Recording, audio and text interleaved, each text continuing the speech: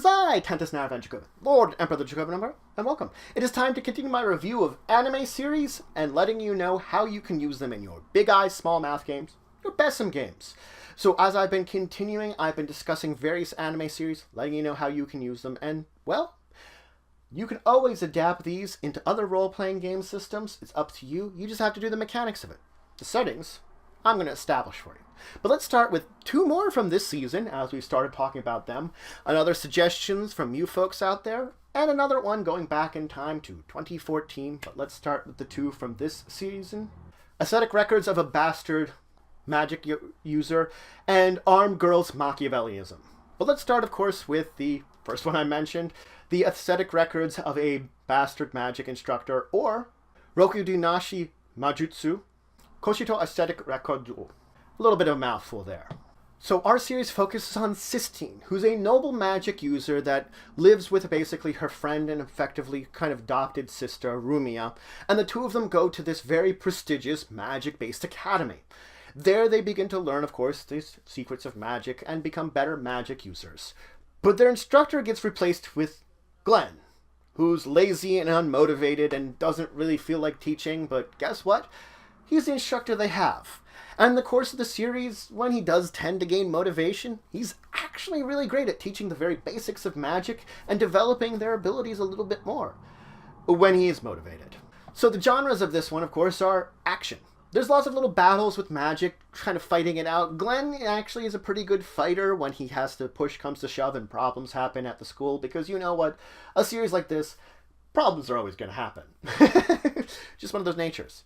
Now it's, of course, also a magic-based. They're spellcasters. They're learning more magic. Glenn's a pretty good spellcaster. He's got a great teacher that is pretty much one of the administrators of the school. It's also school. It focuses around the school and the school life that they have there. And, you know, the major students, which I talked about, Sistine and Rumia, and, of course, Glenn, and the fact of that they have this kind of... It's just a student-teacher relationship that develops in interesting ways, that develops their basic, you know, advancement within the school. Now I rate this one a 4. I've actually been enjoying it quite a lot. It's one of the ones I've been liking a lot this season, and I could recommend definitely checking it out. It's got some interesting matters to it. It's kind of creative, and there's some story twists that I actually wasn't expecting that happened in this story that make it very interesting. So I can recommend it. And it's, you know, we're only about halfway through the season, too. Now, if you are using it in a BESM game, I would recommend 300 points. The fact is, you're going to make your characters students. So they're not maybe as powerful as they could be, but they're going to be developing their abilities. And they're going to be part of Glenn's class. Now, you can take this two different directions, or technically the same direction. The first thing you can, of course, do is just have your characters be students. They might deal with the fact that Glenn is a really kind of weird, interesting teacher, that he doesn't necessarily want to start out teaching them, and kind of even when he develops into it, he has very interesting ways of doing it. And then you're just focusing more on the school aspect of everything. You might deal with some of the various competitions, the sort of magical-based competitions that occur there, some of the rivalries between classes, and some of the other kind of inner-group rivalries between the other NPCs and other players that are within the class. You keep it as simple as that. Then you can choose whether or not you want to add in the extra layer of what is going on with Sistine and Rumia and the storylines that they have and having it affect your classroom. Now you can focus on having some of your characters take their place, or you could have it that they're NPCs, or you could just have it that they're NPCs and the storylines are directly affecting them because they might be friends with these two and are helping them out. It's your choice how you want to handle that one there, because that's another entire kind of layer to add into which one you're doing. But either way, then you can deal with the overall storylines of what's going on with some of the heritage and the problems they're kind of dealing into, and the kind of having this sort of main focus of them. And you'd almost probably want to have everyone be this kind of focus if you're having them replace them, that you're putting your group as that. If not, it's sort of going to be like your group is focusing on the class as a whole, plus having these more plot-related sideline stories which are important to the overall plot in a way. They might go on little adventures which are going to affect what's going on with the other characters. That sort of thing. Now next I want to talk about, of course, Busou Shoujo Machiavellism, or as I called it, Armed Girls Machiavellism. Now Fudo is a male student who is, of course, kicked out of his old school, expelled from his old school for getting in fights and getting into combat and beating people up. Now, all he wants is a free life. That's it. He just wants like a free life where he can enjoy and relax himself. But he gets transferred to the private Aichi Symbiosis Academy. Where the thing is, this was a former girls' school integrated into boys' school where they tend to have problem men, problem boys go to. So all the girls are, of course, armed. They all have weapons. And there's a particular group of them, these 5 groups of girls that basically lead small vigilante groups within the entire school system, known as the 5 Supreme Swords. Now the problem is, all 5 of them want to effectively correct Fudo and get him on the right course, but he just wants his freedom, and getting sort of permission that he could leave and come when he goes from the school to get a little bit of freedom requires getting it from all 5 girls. So you can see, he goes on kind of a little adventure dealing with all 5 of them and trying to beat him up. Now the genres for this one are, of course, action. He has actually a master of fighting and an unarmed style that he can deal with the fact they're armed with blades and swords and stuff, and he actually has fighting styles which he can deal with that. Of course, this is a comedy.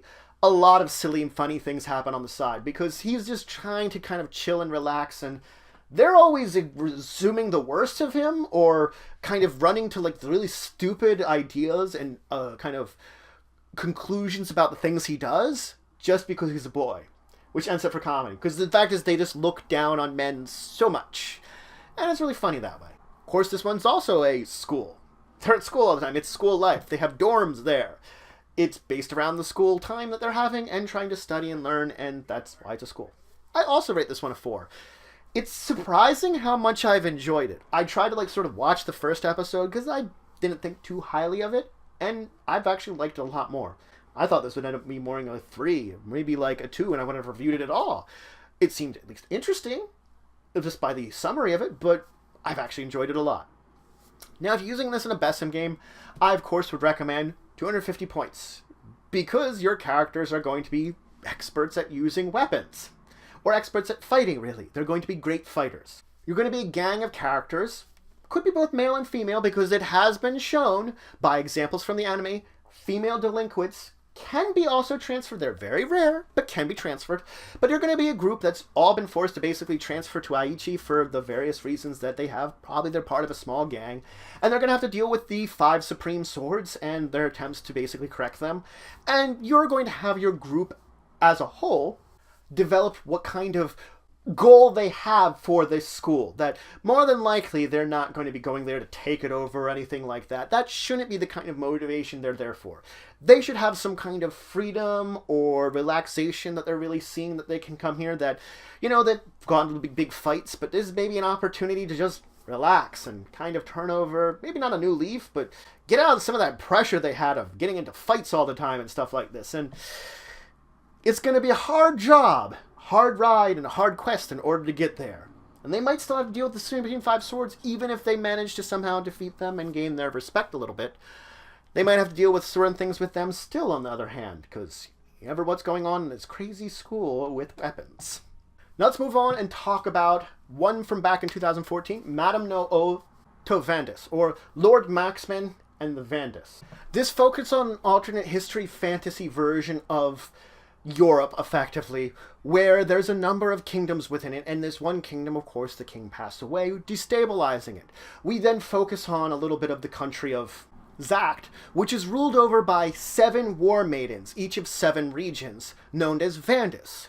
We see one such Vanadis basically going to war with a neighboring country, and named Ellen, and she effectively has victory, but captures a young man in the process, this young baron named Tigre, and effectively makes him her right hand, basically, you're mine. And it's the relationship and the quest between them to effectively regain some kind of peace and stability in the entire region, while protecting the areas that they each call their own home, and those that they love within those regions.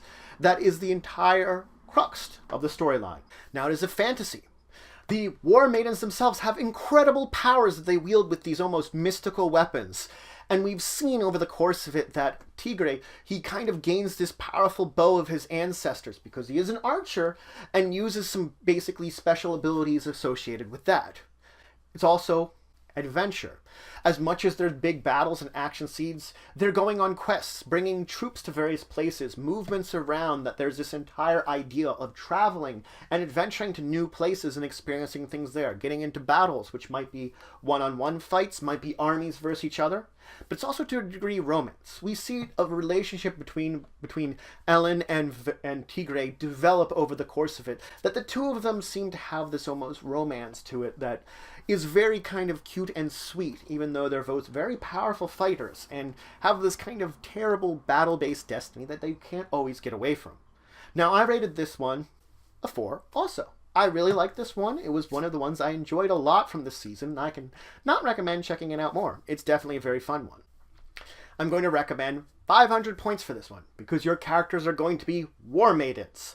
They're going to be effectively a group of war maidens that has assembled from the various factions that they have, because the war maidens aren't always unified on where they support what they do. The entire idea of the kingdom they're in is the important part, but where they throw their support for various allies and things like that make a difference sometimes. But they have been brought together, and whether or not you want to use a character like Tigre or not is entirely up to you. But the point of this new sort of alliance is that they're getting together with maybe 1 or 2 other countries and attempting to form this allied force, protecting against outside forces beyond them, that they normally have these relations with 1 or 2 other countries. For example, in the anime and light novel, they use the country of Zax and the neighboring country where Tigre is from, and these two eventually ally together. You're trying to forge things like that and build up these relationships between the various countries and small regions, and maybe the other war maidens, and use this power to unite against the various forces that are threatening the entire region here, whether they not be supernatural or natural, which is entirely up to you how you want to pull them, because the light novel, more than the anime, has both types of threats. That you can have both of these very easily happen within your storyline, and it is up to you which ones you want to use. And last, I want to talk about The Devil is a Part-Timer, or Hataraku Maou-sama. So the demon lord Satan basically has been leading his demon forces on trying to conquer this fantasy world, the 4 continents of it, led by, of course, his demon generals. He is confronted by Amelia, this powerful hero, and her allies, who do battle against Demon Lord Satan and manages to kill 2 of his demon generals. Satan is injured and flees with one of his demon generals through a portal which leads them to modern-day Tokyo. The 2 of them find themselves there pretty much trapped. Magic doesn't function as the level they have. They can't access the powers they once had as much and are forced to basically assume identities there and move into jobs in real life. And so the Demon Lord Satan becomes basically an assistant manager at a fast food restaurant chain, while his demon general that went with him is effectively being like the house worker that works for him. And of course then Amelia, and this girl shows up confronting him, who kind of looks like and is actually Amelia. And the fact that she's tried to track him here and ends up in the same kind of predicament of not having magical powers. And so they're all kind of settling into this interesting life in this alternate world without their abilities, and it's kind of hard to say if they will or will not get back home. Maybe. So of course this one is in action. They do tend to get into some battle scenes, some powerful abilities. They are still fighters, and they still have some magical powers they can call upon, even in this world that doesn't normally have magic. It's a comedy. A lot of funny things happen. He surprisingly serious as being an assistant manager. Satan is. He kind of really is. From Demon Lord to basically worker, he has this weird quick transition. Well, Sato, as he's called there, as the name he takes on for being a Japanese citizen. He's surprisingly, into it. And he tends to actually be much more of a nice guy without his powerful abilities. And though Amelia, or Emmy as she's called here, still doesn't trust him and goes against him, they do tend to have kind of funny scenes between them, because she still wants to kind of get rid of him, but she doesn't have the magical power, and he doesn't really have the magical power, and it's, it just ends up being a little bit more comedy. But it's also fantasy, because guess what? Devils, magic powers, some angels and things like that. Fantasy through and through. Now I'll also rate this one a 4. We're going for 4 4s this week. This one was also another great one, which I would highly recommend checking out. Again, it's not my top tier, because it is difficult to hit a 5 for me, but it does happen. Most of the time, I'm more of a 4 or 3 kind of guy for ratings. But this one I did enjoy a lot, and I can highly recommend it because it is entertaining and has some good comical scenes to it. Now, let's talk about points. Points are going to say are 500 with a star. Now, I could give a lot more points because he's a demon lord and stuff, but I'm keeping it to the star rating because of an important note here. They're effectively not going to have access to most of their powers. That's the first thing we're going to say. You're going to design your characters that are coming here to this alternate world after the conflict between demons and mortals and things like that. They're all going to end up here regardless of the origins they had. And none of them are really going to truly have all the powers and abilities they once had. Star. Now they might have some abilities still and may be able to tap into them more when they need to. And it will be up to the game master to determine when you can tap into abilities and what abilities you can tap into on a normal everyday basis. There's what we're getting to. There's the caveat of this entire endeavor. Another reason I didn't throw more points into it, because if you're like the end boss, which Sato/Satan originally was, you'd think I might give him more points if you're having a character similar to him, but I'm trying to keep it general between all the characters that are there for one thing. And I am trying to restrict it that because you don't have so many powers anymore, you shouldn't really have a choice of as many anyway. You're trying to reflect it in the fact that you're probably only be working with maybe 250 points out of your total 500 points that you're going to have access to. Now, of course, all your characters are going to get along fine. Regardless if they're originally friends or enemies or whatever reason they ended up in this world at the end of this conflict, they're all going to get along fine and be at peace in the end. And it's going to be the threats from the world, whatever's going on in the world they're in now, and dealing with their normal lives, which is going to be the crux of the adventures you're going to go on. And perhaps some of the relationships between each other. That there might be old rivalries there that might heat up at some point in time, or some kind of thing, because of the fact that you're no longer in the world you came from, and you're in this new one, and you're developing new relationships there, and, you know, maybe those threats from the old world are one of the reasons that conflicts can occur here, and magic powers might need to be called upon. It's an important consistently essence of this entire series that makes it interesting, and the entire adventure the way that you should write it. But I suggest you write it. So that's it for today, though. I went over 4 more series, giving you some suggestions on them, and basically suggestions on how to use them in your BESM games. As I've said, rather than just using them in a BESM game, you can use them in any role-playing game system. The setting is the same. The systems are going to be up for you to develop. I've given you the hints on how to include these in the BESM system, because the BESM system is pretty open-ended. But other ones could work with too. Up to you to fit them in there. But you can. But regardless, if you have any questions, comments, anything you want to say, anything I think I left out, please leave in the comments below. Please like, share, and subscribe. It's just for the channel, the Empire Working. If you want to show some extra support, you can always check out my Patreon. Link to the description below. Regardless, until the next time, I bid you farewell.